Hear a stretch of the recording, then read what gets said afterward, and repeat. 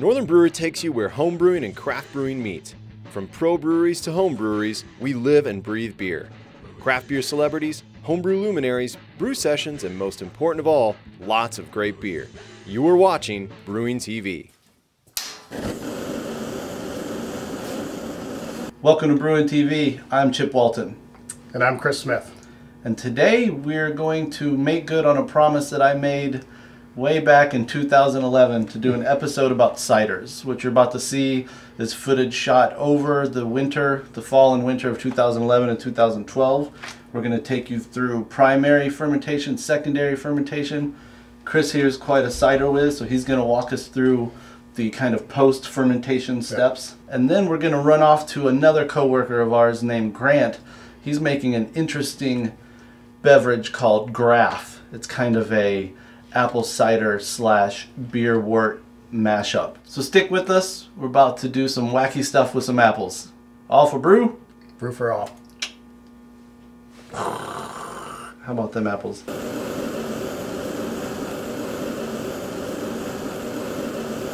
So first things first, when you're making hard cider, preferably you want to use unpasteurized, orchard fresh cider. Yep. We'll wrap later on about how you can do this year-round with store-bought. But what you're going to see in this episode is cider that Chris Smith and I bought with our club, the Minnesota Homebrewers Association, in a huge group buy. Real quick, kind of tell us about Cider Pickup Day.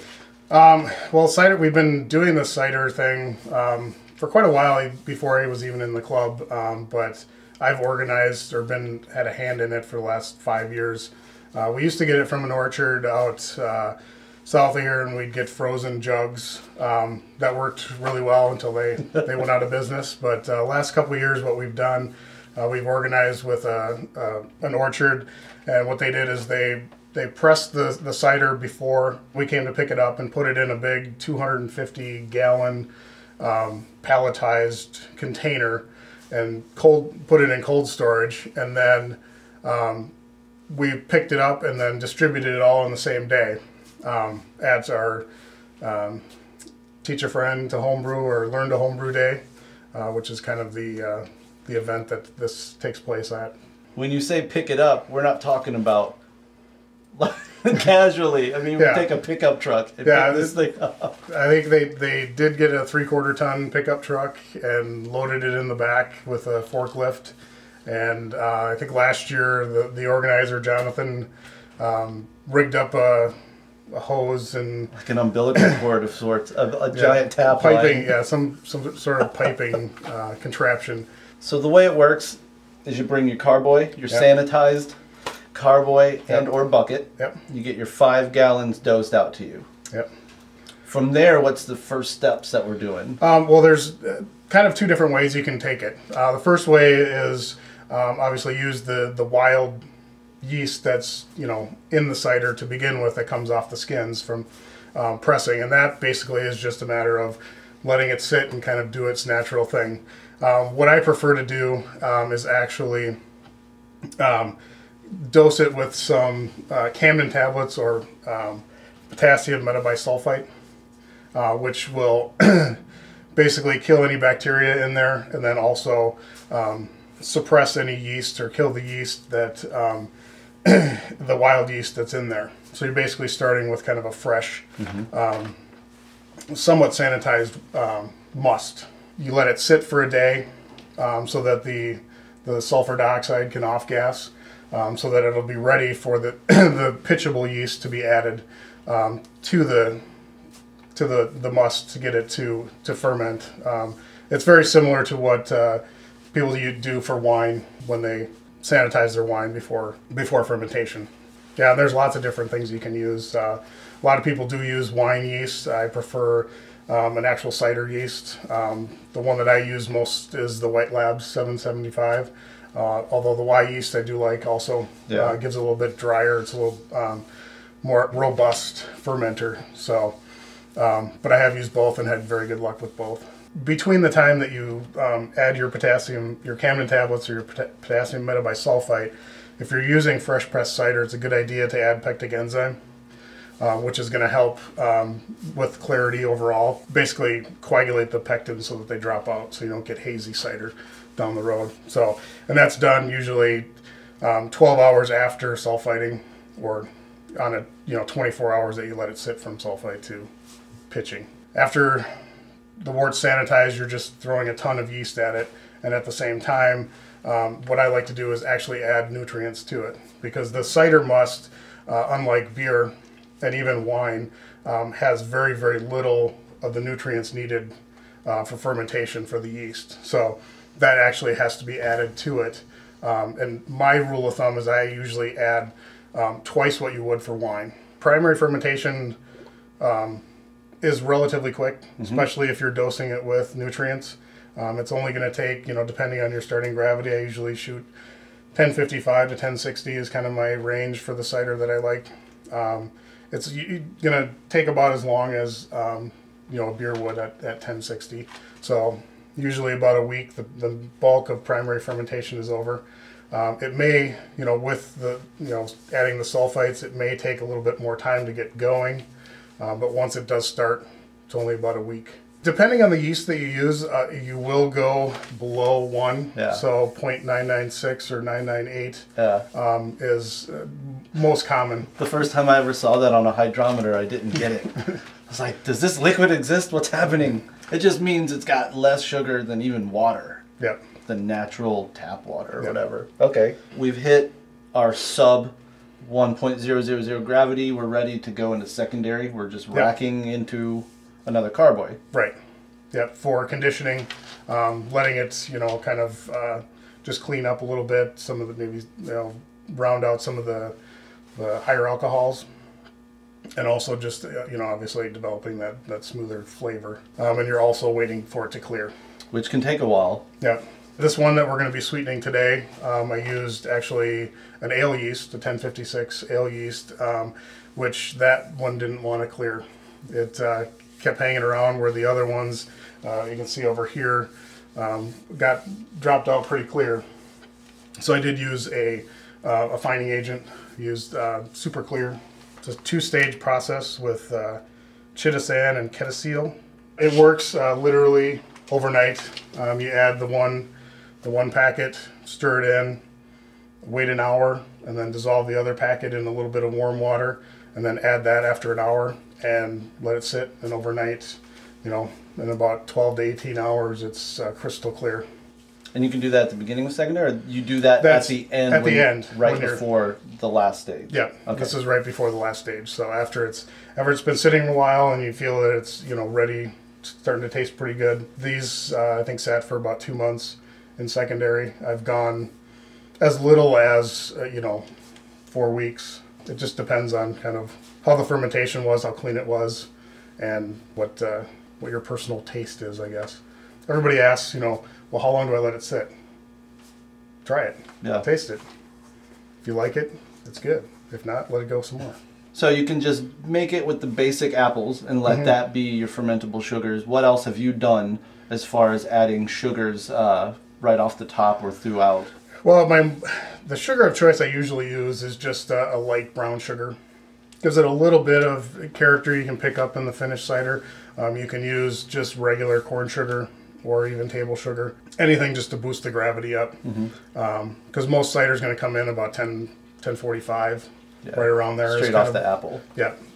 Depending, if you get some late season harvest, you can get some 1050, 1055. The other thing that I tried this year was actually I tried using some candy sugar, Belgian candy sugar, to see if I could get some kind of that darker candy sugar sort of flavor in it, see what it would do. If you want to bump the gravity, you could also try concentrating the cider by freezing it and then drawing off what doesn't freeze. And then you can use that either just to bump it up or to actually make like a nice cider. So if somebody missed harvest, now they're seeing this and they want to try it anyway, year round, what is kind of a quick and easy way that you can do this from store-bought, I guess, right? Yeah, you can, there's lots of ciders out there.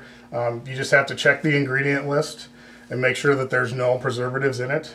The key is just 100% pasteurized apple cider. If there's any sort of benzenate or potassium, any sort of chemicals in it, it's been treated so that it obviously doesn't ferment on the shelf. Right. But as long as it's pasteurized, you do lose some flavor in the pasteurized ciders, but I think they do make a very clean, very drinkable cider. Why should somebody that's even slightly interested just go ahead and do it? I think it's a very, very easy process. There's not a lot to it. And it really takes very little time, in comparison to brewing, 2-3 hours for an extract batch. I can throw together a cider and have it fermenting, in less than an hour. If I have all my things gathered in one place, it's just basically pouring it in, mixing in the sugar, and then adding your nutrients and your yeast, and you're good to go. It's very much like winemaking. Yeah, very much so. And as long as you're, if you use your nutrients and get a nice clean fermentation, you can be, kegging and drinking within, 2 to 3 weeks even. What I found is, when I saw someone do it, it was like an immediate eureka came. It's like, I can do that. Yeah. It's easy. So the next weekend I made a bunch of cider, and now I'm 40, 50 batches in. And if you live somewhere near orchards, consider that option, even if you're not in a homebrew club. Yep. If you know 10 people that are interested, that's how they like to sell it, it seems, from orchards in bulk. You can get, you may have to talk to them specifically and say, I want to get some untreated cider for fermentation. And a lot of places are happy to set aside, 10, 15, 20 gallons for you to come pick up before they dose it with anything for, preservation. Basically, these two ciders I transferred from primary after about a week. These have just been just clarifying over time. Actually, the particular yeast I used in this did drop out quite quickly and pretty clear, so didn't have to use any fining agents on these. The next step in the process is I would take this, siphon it into a keg, which I've done with the previous batch here, and then at that point add my potassium sorbate or stabilizer, just per the directions, ½ teaspoon per gallon. And basically what this does is it prevents re-fermentation. The whole process that I'm doing here is pretty much for kegging only. If you are going to back sweeten and bottle it, you will need to bottle it still. There's no way, after obviously adding the sorbate, to get the yeast to ferment in the bottle without obviously consuming all the sweetening agents that you just put in there. After sorbating it, let it sit overnight, and basically we're ready to add any sort of sweetening. What I do in this process is basically start with a small sample of the cider, and then I'm going to add, I'm actually going to use some of the some wine conditioner, which is just basically invert sugar. So it's just really, really sweet. This I did actually add a little bit of water to, so it's a little bit more, mixes in a little bit easier. So I'll add some of this to my sample there, along with some concentrated apple juice to give it a little bit of character. And then just basically taste it until I feel that it's where I want it to be, so it has a good flavor profile. The concentrating of the juice is a pretty simple process. All I do is take a gallon or ½ gallon of cider, put it in the freezer, make sure it's frozen solid. I do open it up first to release some of the air, release the pressure that it's under, because it'll freeze better. After it's fully frozen, I pull it out and just turn it upside down in the mason jar like that. Usually it takes a few hours or sometimes even longer for it to kind of all drip out. And then hopefully all you have is nice concentrated, very sweet apple cider. Bulk of what we're gonna use to sweeten this is gonna be the wine conditioner here. So just kind of using arbitrary amounts. So it's about 2 to 1 wine conditioner right now, fully incorporated.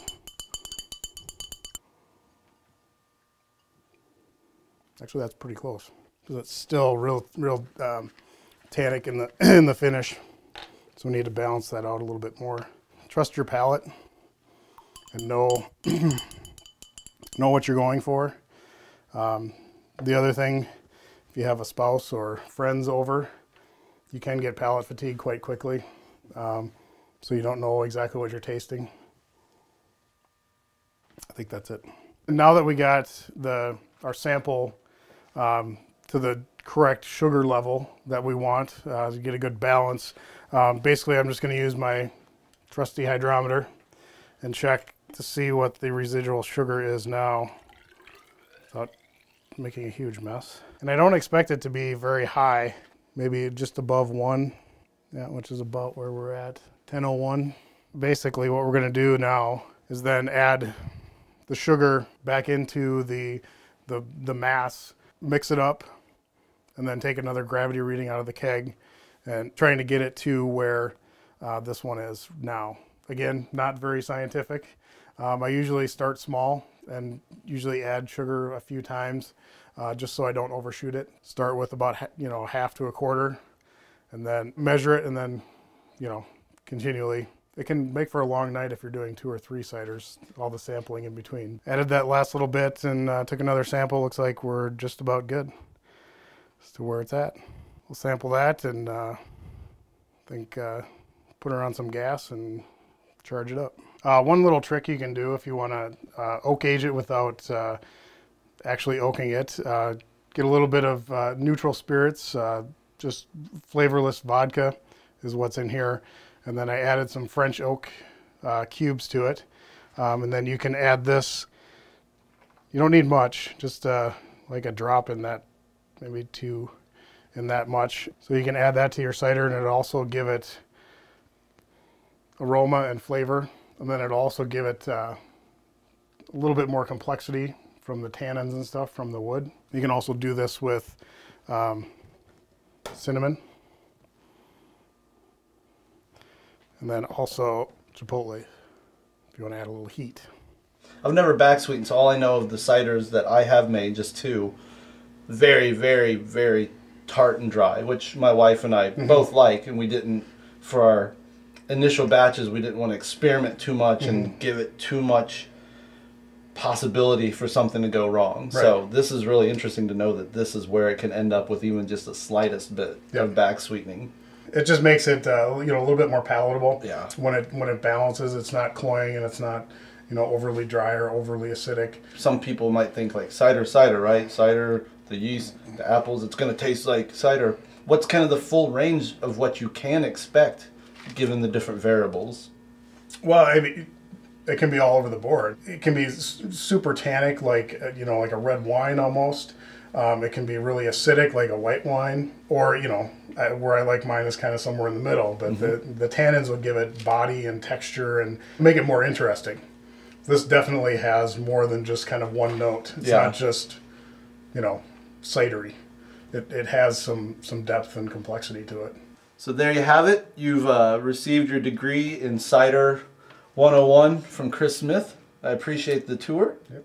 I appreciate all the tips too. This guy's been kind of my guru over the 2 years that I have tried cider. I'm always like, he's a customer service rep, and I'm always like tapping on like, hey, after that phone call, you got a question from me. So I really appreciate it. Until next fall, man, all for brew, brew for all. On the next episode of Brewing TV, we take apple cider to a whole new level by blending it with some beer wort. We're fermenting a unique beverage inspired by fiction and internet forums. Brewing TV episode 68, How to Make Graph, posts online September 21st.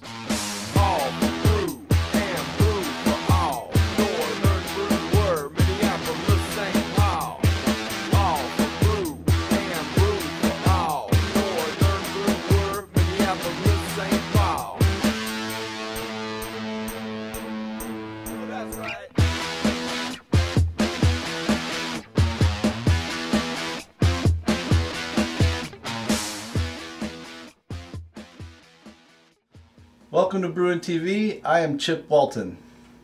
And I'm Chris Smith. This is my buddy Chris Smith. Stick around.